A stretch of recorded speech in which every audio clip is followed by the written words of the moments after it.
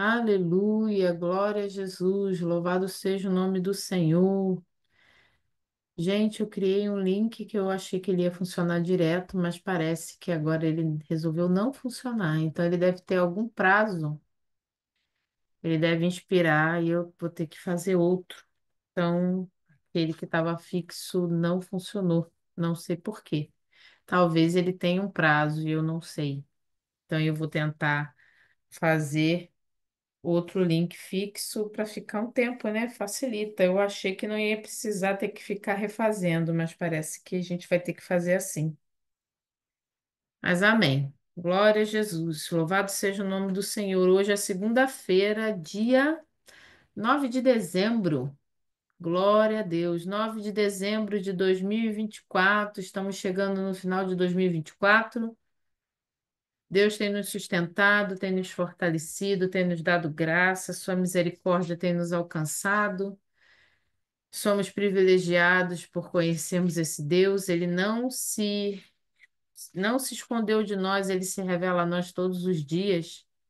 Glória a Jesus. Eu quero convidar você a compartilhar o link que você recebeu, né? O link que a gente estava não está funcionando, mas você pode enviar esse que você recebeu agora para alguém que você sabe que será abençoado, que pode participar conosco. Amém? Vamos orar? Senhor, nesta noite nós louvamos o teu nome, te agradecemos por tudo que o Senhor tem feito. Cremos, Senhor, em ti, louvamos o teu nome, porque o Senhor é bom em todo tempo, nas situações adversas, Senhor, nas bênçãos, nas lutas, o Senhor é o mesmo, o Senhor não mudou, o Senhor está conosco. Nós te agradecemos pela tua palavra, agradecemos pelo teu agir. Visita cada coração, cada mente nessa hora, nos dá entendimento. Espírito Santo, fala conosco. Pai, fala no profundo, naquele lugar onde o Senhor quer tratar.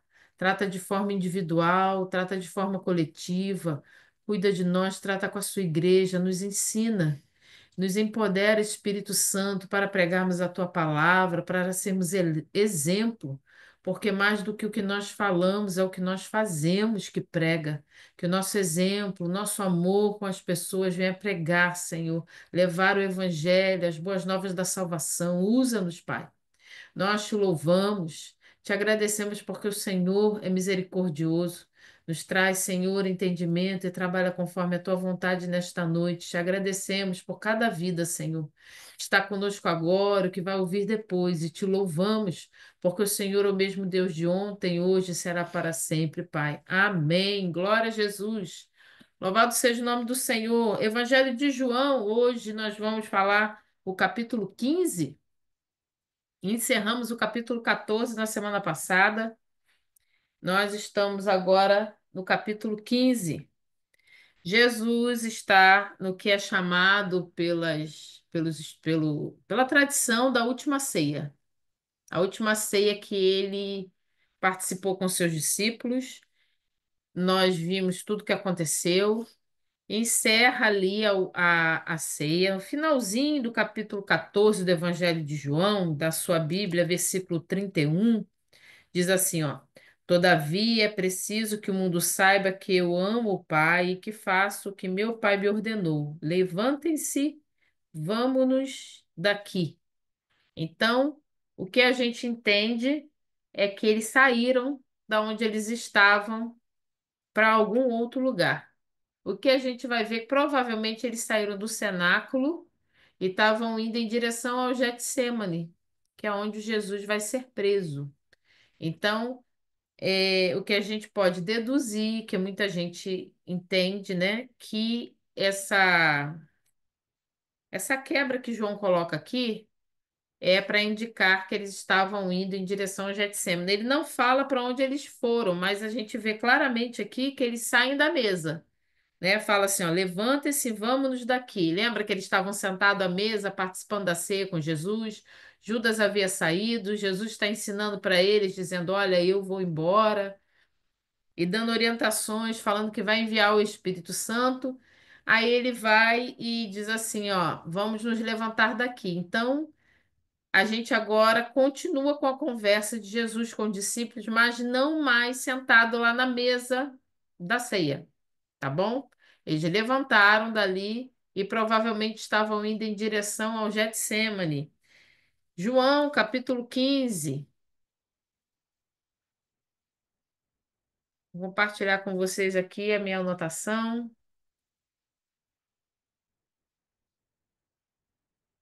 Glória a Deus. João 15. Comentário que eu falei agora, esse que está anotado aí que você está vendo, logo no comecinho da anotação.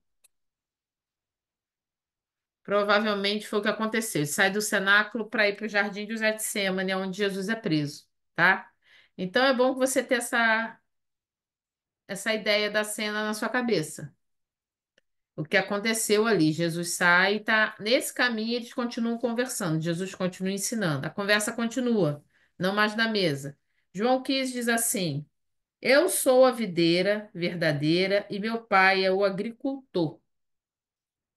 Todo ramo que estando em mim não dá fruto, ele corta, e todo que dá fruto ele poda, para que dê mais fruto ainda. Vocês já estão limpos pela palavra que lhes tenho falado. Permaneçam em mim e eu permanecerei em vocês. Nenhum ramo pode dar fruto por si mesmo, se não permanecer na videira.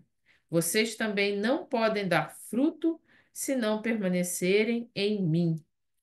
Eu sou a videira verdadeira e vocês são os ramos. Se alguém permanecer em mim e eu nele, esse dará muito fruto, pois sem mim vocês não podem fazer coisa alguma. Se alguém não permanecer em mim, será como o ramo que é jogado fora e seca. Tais ramos são apanhados, lançados ao fogo e queimados. Se vocês permanecerem em mim e as minhas palavras permanecerem em vocês, pedirão o que quiseres e lhes será concedido. Meu Pai é glorificado pelo fato de vocês darem muito fruto e assim serem meus discípulos. Até o versículo 8, por enquanto. O que acontece? Israel tinha o hábito de se identificar como a videira, a nação que foi projetada pelo Senhor, que iniciou tudo, o Senhor escolheu Abraão, então Israel seria a videira e todas as outras nações seriam enxertadas a Israel, seria esses ramos. Só que Jesus chega aqui e fala assim: olha, eu sou a videira verdadeira. Não é Israel, não é Abraão, não é ninguém. A videira verdadeira sou eu, Jesus. Então é necessário que vocês estejam enxertados em mim. Ele fala aqui: eu sou a videira verdadeira e meu pai é o agricultor. Então, você precisa criar a cena desse exemplo que Jesus está dando, como uma metáfora. Ele é a videira, então ele é a árvore. O pai é o agricultor, é o que cuida, é o que poda, é o que enxerta, é o que aduba e o que arranca, o que planta. Essa é a função do pai. Ele fala claramente aqui, ó, o pai é o agricultor. Versículo 2: todo ramo que estando em mim não dá fruto, ele corta. Então está enxertado na videira. Quem é a videira? Jesus é a videira. Se nós estivermos enxertados em Jesus, a gente precisa dar fruto. Se a gente não dá fruto, a gente é cortado e lançado fora. Jesus vai ficar usando essa metáfora durante um tempo aqui para que eles entendam: olha, vocês precisam estar em mim, para que os outros vejam quem vocês realmente são, vocês precisam frutificar. Aquele que não estiver em mim não vai dar fruto, ou se estiver em mim e não der fruto, o pai vai chegar, vai cortar e vai lançar no fogo. Vai lá para Isaías capítulo 5.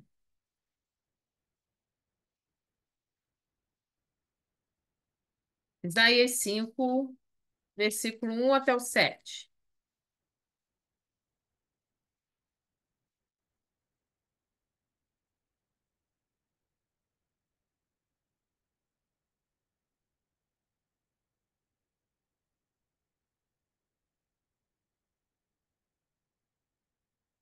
Isaías 5 diz assim: Cantarei para o meu amigo o seu cântico a respeito de sua vinha.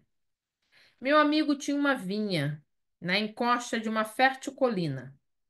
Ele cavou a terra, tirou as pedras e plantou as melhores videiras. Construiu uma torre de sentinela e também fez um tanque de prensar uvas. Ele esperava que desse uvas boas, mas só deu uvas azedas. Agora, habitantes de Jerusalém, homens de Judá, julguem entre mim e a minha vinha. Que mais se poderia fazer por ela que eu não tenha feito? Então, porque só produzi uvas azedas quando eu esperava uvas boas?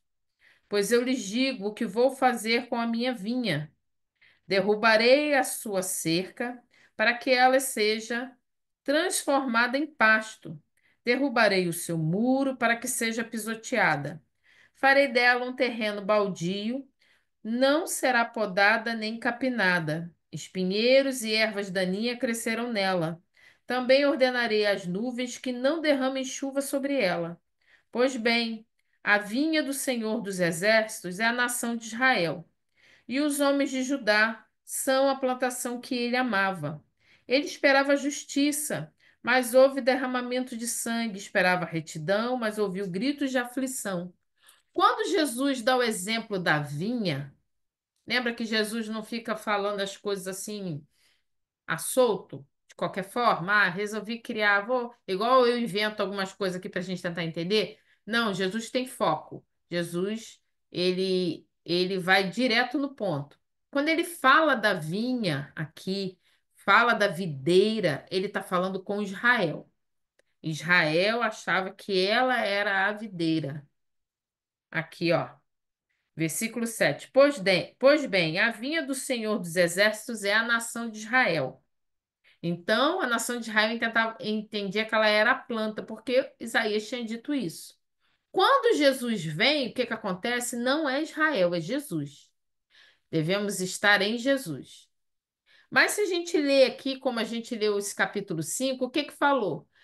O pai esperava que essa vinha desse uvas saborosas, e deram uvas azedas. Vamos lá. Versículo 2. Ele cavou a terra, tirou as pedras e plantou as melhores videiras. Então, quem fez isso? O pai. O que que Jesus disse ali em João? Que o pai é o agricultor. Quem é que cava a terra para plantar a videira? É o agricultor. Então, Deus está dizendo, o pai está falando assim: olha, cavou a terra, tirou as pedras e plantou as melhores videiras. Ainda no versículo 2, parte B. Construiu uma torre de sentinela e também fez um tanque de prensar uvas. O que que acontece? O pai investiu ali. Ele investiu, tá? Ele cuidou, ele tratou da terra, ele colocou uma torre de sentinela, ó, gente, para tomar conta, para não roubar, né? Para não vir ah, o lobo, né? O falso, aquele lobo que vem para roubar, matar e destruir, que a gente estudou sobre isso. Então, o pai coloca ali. Aí, o que que ele coloca aqui no final? Ele esperava que desse uvas boas, mas só deu uvas azedas. Ele está dizendo que Israel só deu uvas azedas.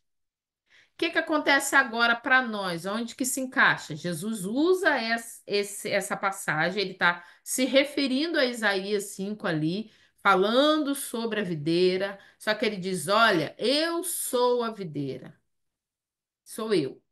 Porque Israel não vai fazer nada direito, ninguém vai fazer as coisas corretas, eu sou. Então ele fala: aquele ramo tem que estar enxertado em mim, vocês têm que estar presos em mim. Mas se está preso em mim, não pode dar uva azeda, tem que dar bom fruto. Porque começa a dar uva azeda, o que que o pai faz? Aqui, ó, versículo 3. Agora, habitantes de Jerusalém e homens de Judá, julguem entre mim e a minha vinha. Versículo 4, capítulo 5. Que mais se poderia fazer por ela que eu não tenha feito? O pai fala assim, mas o que que eu posso fazer que não tenha sido feito? É a mesma coisa conosco. O que mais o Senhor pode fazer por nós que ele não tenha feito? Ele entregou seu próprio filho. O próprio Deus se encarnou, se entregou em sacrifício para nos salvar da morte eterna. Mas o que poderia ser feito? Ele mesmo pergunta aqui: que mais se poderia fazer por ela que eu não tenha feito? Nosso Deus fez tudo por nós. Aí ele fala assim: então, por que só produziu uvas azedas quando eu esperava uvas boas? É a mesma coisa no nosso caso. Por que que a gente produz uvas azedas se o Senhor está esperando que a gente produza uvas boas? Por que que nós produzimos frutos ruins se Ele investiu, entregou o seu próprio filho? Somos os ramos, os galhos presos nessa videira. Nós deveremos dar bons frutos, uvas boas e não uvas azedas. Não é isso que o agricultor espera. E quem é esse agricultor? É o Pai. Versículo 3. Agora, habitantes de Jerusalém, homens de Judá, julguem entre mim e a minha vinha. Que mais poderia fazer por ela que eu não tenha feito? Então, por quê? Só produzi uvas azedas enquanto eu esperava uvas boas. Pois eu lhes digo o que vou fazer com a minha vinha. Olha o que que o pai fala que vai fazer. Derrubarei a sua cerca para que ela seja transformada em pasto. Derrubarei o seu muro para que seja pisoteada. Farei dela um terreno baldio, não será podada nem capinada. Espinheiros e ervas daninhas crescerão nela.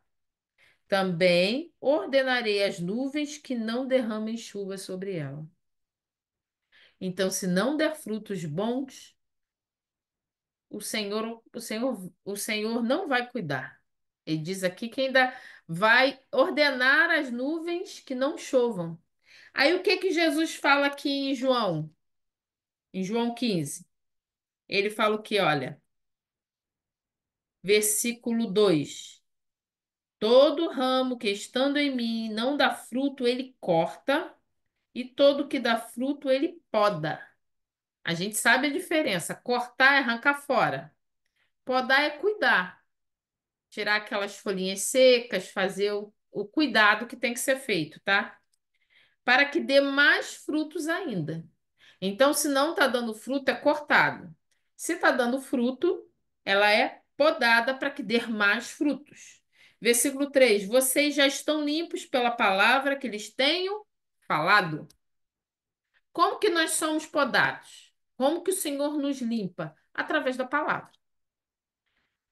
A própria palavra diz que a palavra do Senhor nos lava, nos purifica, ela nos lava. Então ele fala assim, fala para os discípulos: olha, vocês já estão limpos através da palavra. Como que eu e você somos limpos? Através da palavra. Como que o Senhor nos poda? Através da palavra. Só que tem um problema. Se a gente não der fruto, a gente vai ser lançado fora, ou fruto fora do que deveria ser, porque a gente leu ali em Isaías que o fruto da a uva estava azeda e não uva boa. Não era o que estava esperado. É lançado fora. Eu anotei um exemplo aqui, Judas. Judas estava ali com Jesus o tempo inteiro. Era um dos 12, mas ele foi lançado fora, porque ele não deu o fruto esperado. Agora, aquele que carrega o bom fruto, ele é limpo pelo Pai, mas ele não é lançado fora. A gente tem um exemplo claro disso, quem? Pedro. Pedro, a gente vê que ele é limpo. Pedro, a gente vai ver que ele vai mudar, ele vai negar Jesus, ele tem aquele todo jeito dele, mas o próprio Pai vai cuidar, Jesus vai cuidar dele, quer dizer, ele está sendo podado para dar bons frutos. Segue aí, João 15, versículo 4: permaneçam em mim e eu permanecerei em vocês. Nenhum ramo pode dar fruto por si mesmo se não permanecer na videira. Quem é a videira? Jesus. Então, se a gente não estiver em Jesus, nós não vamos dar frutos. Não tem como. Ninguém dá fruto. O galho não dá fruto sozinho. O galho fora da árvore, ele seca, ele morre. Vocês também não podem dar fruto se não permanecerem em mim. Então, Jesus usa o que Israel, o que eles já conheciam, né? O exemplo da videira, da, da árvore com fruto, porque era algo que ele já conhecia. Agora Jesus coloca neles, na situação que eles estão vivendo. O que nós temos que fazer? darmos os frutos esperados que o Senhor fala através da palavra. Que frutos são esses? São os frutos espirituais, não mais frutos da carne. Quando a gente estudou sobre o Espírito Santo, o que a gente viu? O Espírito Santo trabalha em nós para que a gente dê bons frutos, o fruto do Espírito Santo. Não mais a carne nos domina, não é mais o pecado. O Espírito Santo habita em nós, então nós temos que dar bons frutos. Se nós dizemos que somos de Cristo, mas não damos os frutos que Cristo espera que a gente dê, então a gente está mentindo, porque o Pai não mente. Aí ele fala aqui, ó. 5. Eu sou a verdadeira, verdadeira, vocês são ramos. Se alguém permanecer em mim e eu nele, esse dará muito fruto, pois sem mim vocês não podem fazer coisa alguma. Sem Jesus a gente não faz nada. Se alguém não permanecer em mim, será como o ramo que é jogado fora e seca. Tais ramos são apanhados e lançados ao fogo e queimados. Quando fala de fogo na Bíblia, principalmente no Novo Testamento, Jesus fala muito sobre fogo. Isso quer dizer juízo. Ele é bem claro aqui o que ele diz, olha, se não dá fruto, esse ramo ele é arrancado, jogado fora e seca. Tais ramos são apanhados, lançados ao fogo e queimados. Então isso é juízo. O que que é juízo? É lançado no inferno. Então aquele que não estiver dando os frutos esperados, eles não estão presos. Se eu não estou dando o fruto que eu tenho que dar, eu não estou ligado em Jesus. Eu tenho que me permitir ser podada pelo Senhor, porque se eu não permito ser podada, uma hora eu vou ser arrancada. O próprio Senhor fala aqui: será lançado queimado no fogo. Abra lá em Ezequiel capítulo 15. Antigo Testamento, livro do profeta Ezequiel, capítulo 15.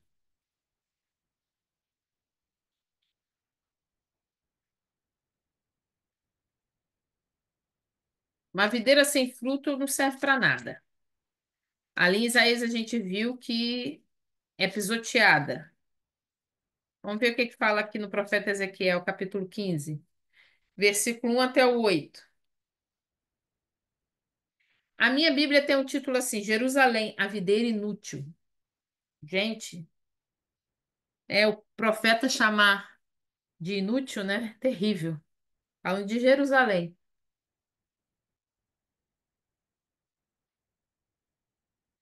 A palavra do Senhor veio a mim, disse ele: Filho do homem, em que a madeira da videira é melhor do que o galho de qualquer árvore da floresta? Alguma vez a madeira dela é usada para fazer algo útil? Alguém faz suportes com ela para neles pendurar coisas? E depois de lançada no fogo como combustível, e o fogo queimar as duas extremidades e carbonizar o meio, servirá para alguma coisa? Se não for útil para coisa alguma, enquanto estava inteira, muito menos o será quando o fogo a queimar e ela estiver carbonizada. Por isso, diz o soberano, o Senhor: assim como destinei a madeira da videira dentre as árvores da floresta para servir de lenha para o fogo, também tratarei os habitantes de Jerusalém. Voltarei contra eles o meu rosto, do fogo saíram, mas o fogo os consumirá. E quando eu voltar o meu rosto contra eles, vocês saberão que eu sou o Senhor. Arrasarei a terra porque eles foram infiéis. Palavra do soberano Senhor. Então ele fala que uma videira inútil só serve para ser queimado no fogo. Todas as vezes que a gente vê ser lançado no fogo é porque não tem mais utilidade, né? Vai ser lançado no fogo, vai ser destruído, é juízo. Fogo que queima algo dessa forma, algo que já não serve mais, é juízo. Por isso Jesus usa essa mesma linguagem ali no capítulo 15. Então, o que que a gente tem que lembrar? O que que isso serve para mim agora? A gente precisa ficar esperto, permanecer em Jesus. Precisamos dar os frutos que Ele espera que a gente dê. Os frutos que nós temos aprendido na palavra. Ah, mas eu sou uma pessoa cheia de pecados. Somos. Como que vai funcionar? A palavra vai nos lavar e o Pai vai nos podar. Podar dói, machuca, incomoda, mas é melhor ser podado para darmos os frutos esperados pelo Pai do que sermos arrancados fora e lançados no fogo. Jesus vai continuar aqui. Lembre que isso, ele saiu lá da ceia, estão caminhando, indo em direção ao jardim do Getsemane, tá? E estão falando, Jesus está só ensinando, só falando. Essa conversa longa não tem nem em Mateus, nem Lucas e nem Marcos, não tem nos outros evangelhos. Só João conta essa conversa deles, tá? Segue aí. Versículo 6: Se alguém não permanecer em mim, será como o ramo que é jogado fora e seca. Tais ramos são apanhados, lançados ao fogo e queimados. Vê a semelhança do que a gente leu lá em Ezequiel. Galho seco só serve para ser queimado. Se vocês permanecerem em mim e as minhas palavras permanecerem em vocês, pedirão o que quiserem, e lhes será concedido. Lembrando que esse pedir o que quiserem, a gente já falou isso várias vezes, Jesus, não é a primeira vez que ele fala. Esse pedir o que quiser é porque a gente vai pedir de acordo com a vontade do Pai. Ah, mas como que eu vou saber a vontade do Pai? Eu estou ligada em Jesus, a palavra está me lavando, o Espírito Santo está operando em mim, então a minha oração será em conformidade à vontade do Pai. Ainda que a minha oração não seja tão em conformidade por causa que, né, a gente é difícil demais por causa do pecado, o Espírito Santo que habita em mim, ele faz o quê? Ele intercede por mim, ele traduz as minhas orações, ele me ensina a orar. Por causa do conhecimento da palavra, eu começo a entender, não, isso aqui que eu estava querendo não está certo. A própria palavra vai me ensinando, eu vou sendo julgada pela palavra. Olha a palavra lavando. Eu sou julgada pela palavra, a palavra me confronta. Quando a gente procura aprender e está aberto ao que o Senhor vai falar, a gente se dispõe a aprender o que o Senhor vai nos ensinar, o que que acontece? Eu sou confrontado. E confronto, ele incomoda. Se eu estou sendo incomodado e pensando, tem algo errado, eu preciso mudar, o caminho está certo. É o caminho é exatamente isso. É isso que a palavra faz. Vamos lá, versículo 8. Meu Pai é glorificado pelo fato de vocês darem muito fruto, e assim serão meus discípulos. Como que eu posso glorificar o Senhor? Como que eu glorifico o Pai? Dando frutos. Frutos saudáveis, frutos verdadeiros. Assim, o Pai é glorificado no Filho. Versículo 9. Como o Pai me amou, assim eu os amei, permaneçam no meu amor. Se vocês obedecerem aos meus mandamentos, permanecerão no meu amor, assim como tenho obedecido aos mandamentos do meu Pai, e em seu amor permaneço. Mais uma vez, Jesus diz que só está no amor dele quem o obedece. Quem não obedece não está no seu amor. Tenho-lhes dito essas palavras para que a minha alegria esteja em vocês e a alegria de vocês seja completa. O obedecer ao Senhor aqui é uma obediência em alegria, permanecer ao Senhor em alegria, não em rebelião, não em murmuração, mas em alegria. Lembra que foi dito o que a gente falou da outra vez, que a alegria não é. Acho que foi aqui que eu falei. Eu nem sei mais o que eu falei, gente. Mas a alegria não é um sentimento. Eu ouvi uma psiquiatra falando que descobriu que a alegria não é um sentimento. Por quê? Porque às vezes as pessoas conseguem estar alegres meio em situações difíceis, então ela não é um sentimento. Pensa como que a pessoa pode estar sendo perseguida por amor a Cristo e viver a alegria da salvação, mas porque está obedecendo o Senhor em amor. E isso traz alegria. Que Jesus fala aqui, ó. Se vocês obedecerem os meus mandamentos, permanecerão no meu amor, assim como tenho obedecido os mandamentos do meu Pai, e em seu amor permaneço. 11. Tenho-lhes dito essas palavras para que a minha alegria esteja em vocês e a alegria de vocês seja completa. A alegria nossa só é completa se a alegria do Senhor estiver em nós. Até a nossa alegria vem dele. E olha que o Senhor está falando de alegria e ele está caminhando para o Getssêmani para ser entregue aos soldados. Quer dizer, para ele se entregar, né? Para Judas levar lá os soldados para levar Jesus preso. Ele está caminhando livremente para o sacrifício. Está falando de alegria, de amor, de obediência, de estar junto com o Pai. Versículo 12: O meu mandamento é este: ame-se uns aos outros como eu os amei. Que amor é esse? É um amor sacrificial, um amor de sacrifício. Jesus está caminhando para o sacrifício e fala de amor. Amem-se uns aos outros como eu os amei. Que amor é esse que Jesus está falando? O amor dele por nós. Como é? É um amor a ponto de sacrificar a si mesmo. É um amor sacrificial. Não é um amor só de conversinha, de presente, de enrolação, né? Não, é um amor verdadeiro, um amor capaz de entregar a si mesmo. Esse é o verdadeiro amor que Jesus está falando. 13. Ninguém tem maior amor do que aquele que dá a sua vida pelos seus amigos. Foi o que eu acabei de falar. É um amor de entrega completa. Vocês serão meus amigos se fizerem o que eu lhes ordeno. Já não os chamo servos, porque o servo não sabe o que o seu senhor faz. Em vez disso, eu os tenho chamado amigos, porque tudo o que ouvi de meu pai eu lhes tornei conhecido.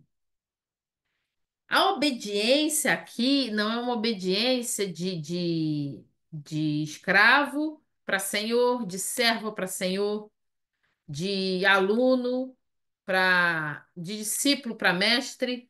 Não, aqui é uma obediência em amor, a ponto de serem amigos. Jesus chama os discípulos de amigos. Quem foi chamado de amigo de Deus? Abraão e Moisés foram chamados de amigos de Deus. E Jesus chama os discípulos de amigos. Por quê? Porque ele está dizendo tudo que ele vai fazer.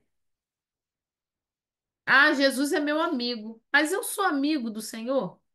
A ponto de fazer aquilo que ele quer que eu faça, de ouvi-lo de verdade, saber o que ele quer, porque ele fala aqui, olha, eu fiz, tornei conhecido, tudo que o Pai me falou, eu tornei conhecido para falar para vocês.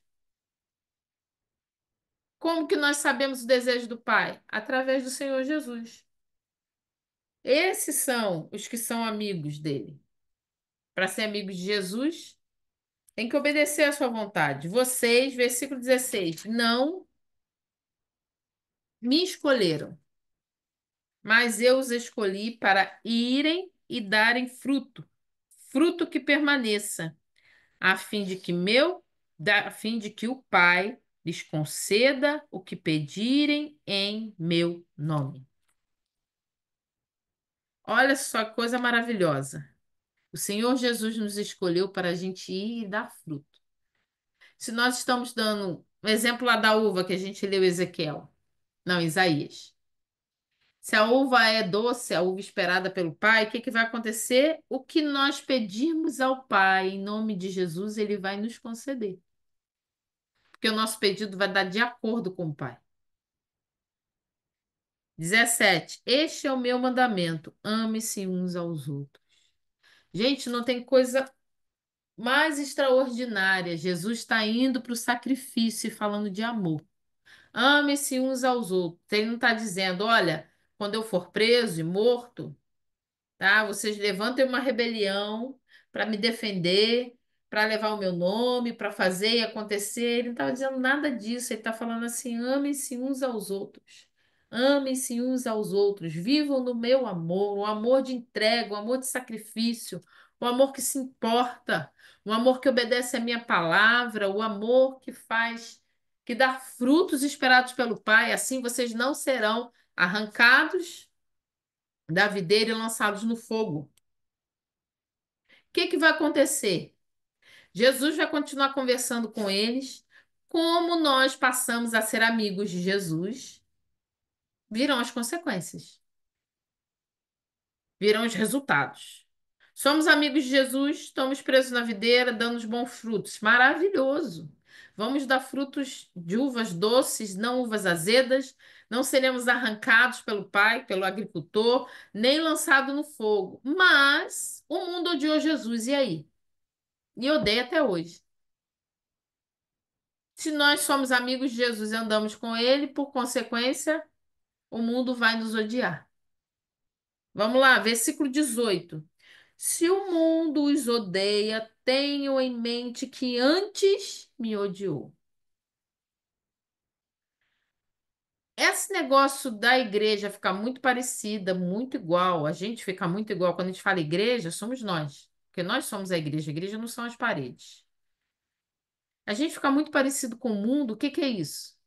Ah, é o corte de cabelo que é igual, a cor da roupa que é igual. Ficar parecido com o mundo é trazer, é viver o pecado com prazer. Essa cultura mundana de que não tem problema. Não, não tem problema, não. Tá tudo. Precisa de compromisso, posso fazer o que eu quiser. Jesus me ama.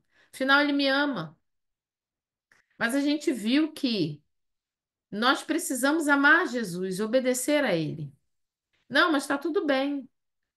O mundo passa a não incomodar e nós não incomodamos o mundo. Então tem alguma coisa errada, porque ele diz aqui, ó, se o mundo os odeia, tenham em mente que antes me odiou. Então, se a gente está muito amigo da cultura do mundo, se está dando tudo muito certo, está todo mundo concordando comigo, alguma coisa está dando errado aí. Provavelmente eu estou caminhando conforme a orientação do mundo e não conforme a orientação da palavra. É quando a gente se levanta contra o aborto, quando a gente fala contra várias ideologias de gênero, quando a gente não concorda e que o mundo vem contra nós, a gente tem que estar preparado não para confrontar e afrontar o mundo e acusar as pessoas, mas nós devemos estar preparados que isso é resultado porque nós andamos com Cristo, somos amigos de Cristo. Então o mundo vai nos odiar, porque o nosso fruto não é fruto que perece, não é o fruto do mundo. Então é necessário a gente ter esse entendimento. A gente vai chegar e bater de frente com o mundo e arrumar briga para todo com as pessoas e acusar as pessoas e falar, não, o que que Jesus falou aqui? Amem-se uns aos outros como eu vos amei. O amor de entrega, o amor de sacrifício, o amor que ensina, o amor que fala da salvação, o amor que fala de arrependimento, um amor que ele é, ele é transmitido através das atitudes diárias, da minha mudança. As pessoas que estão próximas a mim são as primeiras a perceber a minha mudança. Não é só chegar e contra, falando que é contra alguma coisa ou que não concorda com alguma coisa. Não, é falar que o Senhor Jesus fez todas as coisas, ele salva sim, mas é necessário arrependimento. E o arrependimento requer mudança de comportamento. Por quê? Porque o Espírito Santo está em nós. O fruto tem que ser um fruto espiritual e não fruto da carne. O que vai acontecer? O mundo vai começar a nos odiar. Olha o que diz aqui no 19. Se vocês pertencessem ao mundo, ele os amaria como se fossem dele. Então é uma lógica, tipo, 2 mais 2 é igual a 4. Se eu não sou do mundo, o mundo não vai me amar, porque eu não sou do mundo. Por isso que a gente escutava assim, não, você não é do mundo. Escutava muito isso, né? O pastor falava, não pode fazer isso, não faça aquilo com os jovens, falava com a gente. Porque vocês não são do mundo e a gente não entendia. Mas esse mundo, o que é esse mundo? É uma cultura, não é o planeta Terra, né? Nós não é quando a gente é alienígena, o Senhor vai tirar a gente daqui e vamos desaparecer igual extraterrestre, não é isso. É a cultura. Nós não temos um comportamento mundano, nós não devemos ter um comportamento de pecado, concordando com as coisas que são contra o que o Senhor Jesus ensinou. Somos contra o adultério, então também nós não adulteramos. Somos contra a mentira, então nós também não mentimos. Somos contra o egoísmo, então nós também não somos egoístas. Somos contra a avareza, então nós também não seremos avarentos. Somos contra a morte, então também não seremos assassinos. Por quê? Se nós falamos que somos contra alguma coisa e agimos exatamente como nós dissemos que não deve ser, então somos hipócritas. Então não daremos o fruto esperado pela palavra. É necessário a mudança começar em mim. E entender que não concordar não quer dizer deixar de amar. E amar não quer dizer apoiar. Ah, meu irmão, ficou bem confuso. Jesus, a palavra diz assim, nós estudamos em João 3,16. E Deus amou o mundo de tal maneira que entregou o seu Filho para que todo aquele que nele crê não pereça, mas tenha vida eterna. Tem, porém, para todo aquele que nele crê, não pereça, mas tenha vida eterna. Então, se não crê em Jesus, ele amou, mas se não crê, não tem a vida eterna. O amor, ele é sacrificial, ele cuida, ele abandona as suas vontades para cuidar do outro, para alcançar o outro, mas não apoia o pecado, não concorda com o pecado, não age conforme o pecado, é contra o pecado, mas ama o pecador, porque Jesus nos amou primeiro, antes sequer que a gente imaginasse em viver uma vida na presença do Senhor, ele já havia nos amado. Então a gente precisa ter esse entendimento, que o amor não é o concordar, não é apoiar o erro. É exatamente o contrário. Jesus nos amou tanto que se entregou, mas ele fala: olha, fique esperto, muda de comportamento. O Espírito Santo, você precisa dar frutos. Você tem que estar ligado em mim, ó. Você é o ramo, eu sou a videira. Esteja agarrado em mim, porque senão o fruto que você vai dar não é um fruto bom. Meu pai vai chegar, vai cortar, arrancar fora e jogar você no fogo. Ele tá, ó. Fique esperto, acorda, não dorme. Porque se você não der o fruto esperado, ele vai arrancar fora. Ele vai podar, vai podar, vai podar, mas vai chegar uma hora que não vai ter jeito mais de podar, ele vai arrancar fora. Então Jesus está alertando. É a mesma coisa no nosso caso. Muito amor, mas não concordância com o pecado, a começar em nós. Então o mundo vai nos odiar. Por quê? Porque a gente vai falar que não, não, isso não está legal. As pessoas. E o pecado que está abundando, o diabo, que é o príncipe desse mundo, ele realmente ele vai ficar furioso. Ele vai tentar nos afrontar, vai tentar nos atacar, mas maior é o que está em nós do que o que está no mundo, diz a palavra. Então, tem que ser natural. Essa vida tranquila de que tá tudo ok, o mundo e tá tudo, a gente tá no mesmo, aquela água parada, tem alguma coisa errada aí, porque diz que o mundo vai nos odiar porque nós não somos do mundo. Vamos lá, versículo 20, 19, parte B. Todavia vocês não são do mundo, mas eu os escolhi, tirando-os do mundo, por isso o mundo os odeia. Jesus fala aqui, tirando-os do mundo. Mas nós já saímos daqui? A gente ainda está vivo, certo? Fabiana está viva, Ana está viva, estamos todo mundo aqui. O Senhor não nos tirou daqui ainda. Como que ele nos tirou do mundo? Não fazendo parte mais da cultura do mundo. Ele, com o Espírito Santo, veio em nós, nos orienta, nós fomos santificados pelo sangue de Cristo. O Senhor nos tirou do mundo, nos tirou da escravidão do pecado. Agora eu não pertenço mais a essa cultura do mundo, mas eu ainda estou aqui dentro do planeta. Estou no mundo físico aqui. Como é que vai funcionar agora? Eu estou aqui, mas não sou daqui. Ele falou, tirando-os do mundo, por isso o mundo os odeia. O Senhor nos tirou. Já não fazemos parte desse mundo mais, somos peregrinos nessa terra. A gente está aqui de passagem, devemos fazer a diferença. Segue aí, 20. Lembre-se das palavras que eu lhes disse: nenhum escravo é maior do que o seu senhor. Se me perseguiram, também perseguirão vocês. Se obedeceram à minha palavra, também obedecerão vocês. Tratarão assim vocês por causa do meu nome, pois não conhece aquele que me enviou.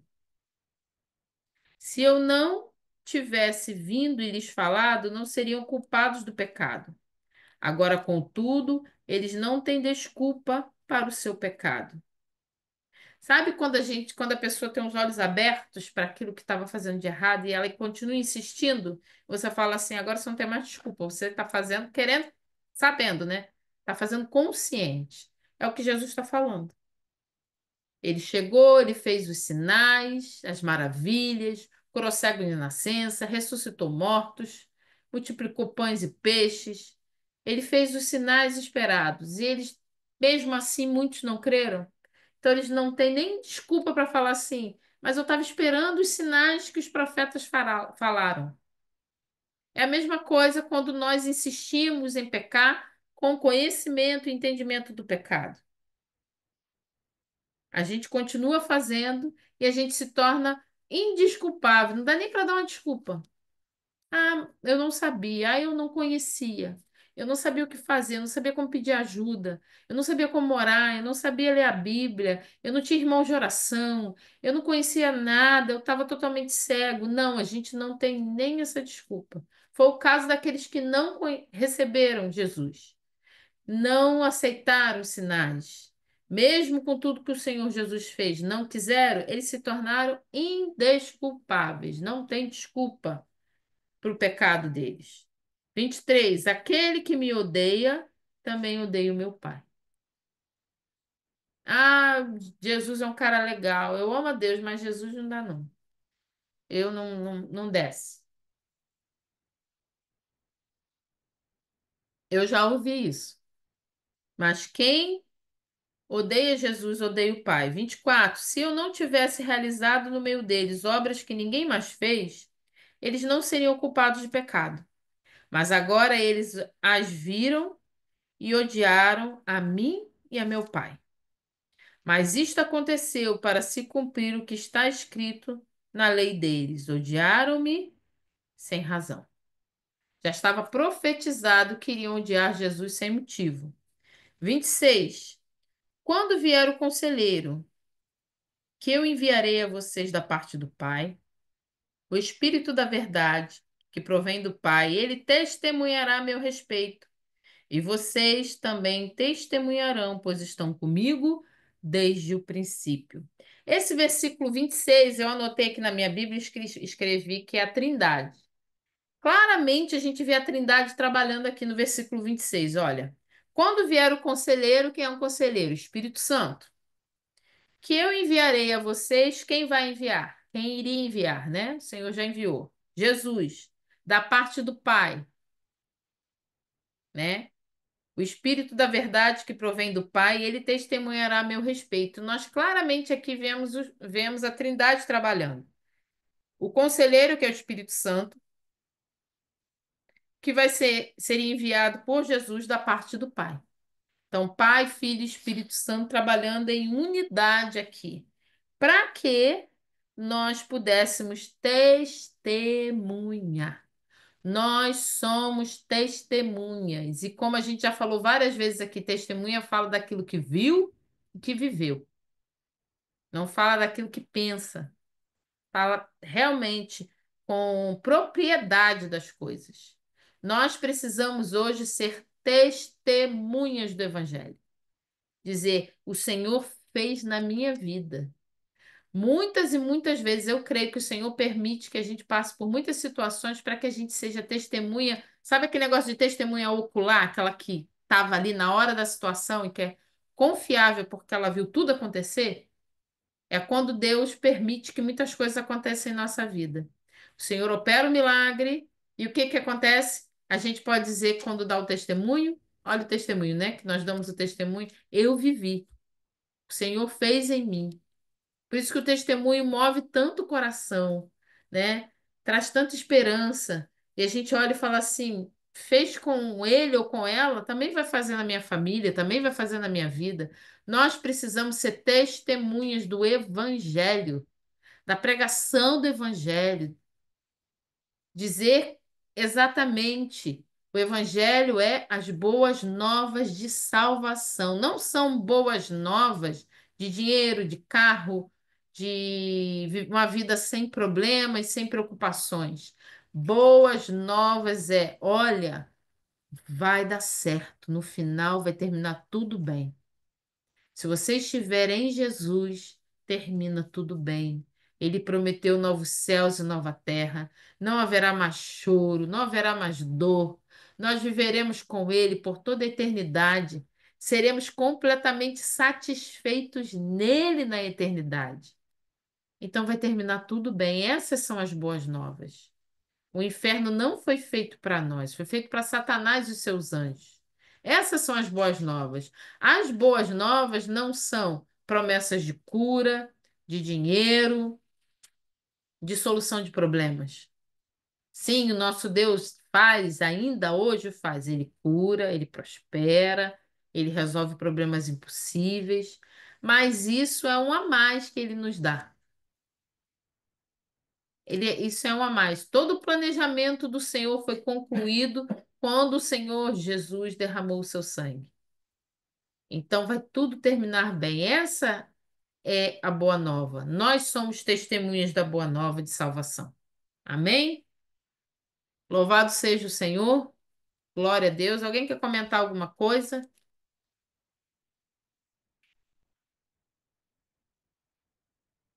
Gente, sumiu o trem. Achei. Aleluia. Alguém quer falar alguma coisa, comentar alguma coisa? Essa palavra, boa noite, a paz do Senhor. Valmir. Pai do Senhor, Fabiana. Essa palavra, hoje, eu ouvi ontem ali na igreja, né? Ah, eu acho que foi até a Fernanda que estava falando sobre a questão, o quanto é diferente nós assistimos online, né? Assim, ao vivo, né? No momento que está Sim. acontecendo. Porque às vezes a gente passa um dia inteiro precisando de algo da parte do Senhor, e a gente entra aqui para assistir o estudo, e realmente o Senhor, ele pega ali e nos responde aquilo que nós necessitamos, né? Então, a palavra hoje, ela me ensinou, claro, que, né, ensinou todo mundo, mas me respondeu algo que eu estava falando com o Senhor hoje, durante o dia inteiro, sabe? Amém. E a respeito dos frutos. E assim, e eu não sabia como nem formular, né, assim, a minha oração e as minhas perguntas para o Senhor. E aí o ensinamento agora falou tudo, né? Sobre aquilo que era o que estava angustiando meu coração. Amém. Glória a Glória a Deus. Deus. Glória a Deus por essa palavra. Glória a Jesus. Aleluia. Glória a Jesus. A Luciana está dizendo aqui também. Foi bem isso que foi no coração dela. Aleluia. Glória a Deus. A pastora Leia também está falando sobre ensinamento. E a gente aprende a orar, e a gente aprende a falar com o Senhor. Ele é maravilhoso. Ele é maravilhoso. Glória a Jesus, eu fico feliz que o Senhor continue nos ajudando. Hoje nós temos 16, 17 pessoas com o Johnny aqui. Glória a Deus. Segunda-feira que vem, nós vamos entrar no capítulo 16. Provavelmente a gente vai ter, acho que mais uma ou duas, dois encontros só, e depois só em janeiro, porque vai entrar Natal e Ano Novo, né? Aí a gente vai respirar um pouco, vocês vão ter um pouquinho de sossego de eu ficar falando na cabeça de todo mundo. Amém? Segunda-feira que vem, então, a gente vai estar aqui falando o capítulo inicial, o capítulo 16. Eu acho que talvez a gente também consiga concluir, porque é um capítulo pequeno. Agora, o 17 também é pequeno, mas é um capítulo que eu sou apaixonada. João 17. Imaginar que Jesus ali estava orando por mim. Ai, gente. Amém, Luciana. Glória a Jesus. Obrigada, querida. Obrigada. O capítulo 17 de João me deixa assim muito com o coração amolecido e muito alegre em pensar que Jesus estava indo para o Calvário. Ele parou um tempo com os discípulos e orou por mim. Ele vai orar ali por mim, e por você antes da gente nascer. Ele vai estar orando por nós. O amor do Senhor nos constrange. Glória a Jesus. Fabiana, você pode orar agradecendo, por favor? Amém. Glória a Deus. Aleluia, Jesus. Senhor, nós queremos te agradecer, Pai, por esta palavra. Pai, por mais esse ensino, por, por todo esse estudo, Senhor, que o Senhor tem aberto os nossos olhos. O Senhor tem entrado, Pai, nas nossas casas. Pai, obrigada, Deus, pela vida da tua filha. Obrigada pelo sim da tua filha. Obrigada, Pai, porque quando ela ali, ela se dispõe, ela se habilita. Deus, algo, Senhor, no mundo espiritual e no físico acontece. Obrigada por esse transbordo sobre as nossas vidas. Obrigada por fazermos parte, ó Deus, de uma igreja, Pai, que ama a tua palavra. Obrigada, Pai, por nos colocar e nos alinhar, Pai, nesse exército, ó Deus, que anseia, Pai, por todo o tempo saber mais de ti. Senhor, abençoa todos aqueles, ó Deus, que romperam, Senhor, o cansaço, as dificuldades do dia. Aqueles, ó Deus, assim como eu, ansiava por uma resposta. Que o Senhor possa, Pai, continuar prosperando essa palavra, Deus. Senhor, que essa palavra possa continuar, Senhor, se multiplicando, Senhor, dentro da vida de cada um. Deus, eu te agradeço, Pai. Eu te agradeço, Senhor, e até a próxima semana, se assim o Senhor nos permitir, em nome de Jesus. Amém. Amém. Gente, muito obrigado, como a Fabiana orou por vocês que venceram o cansaço. Obrigada aí a minha filha Ana, o Anderson, Candice, a Célia, a Diaconisa Célia, Fernanda, a Andressa, Janaína, a Larissa, Pastora Leia, Luciana, Nayana, Missionária Tereza, esses um aqui eu não sei, acho que é Elisete, não tenho certeza, parece que muda o nome. Ahn, aleluia, acho que é isso. E o Johnny que está aqui do ladinho, presbítero Johnny, meu esposo. Gente, muito obrigada, Deus abençoe vocês, obrigada por estar aqui, que o Senhor fortaleça e renove as forças. Beijo, fiquem com Deus, bom descanso.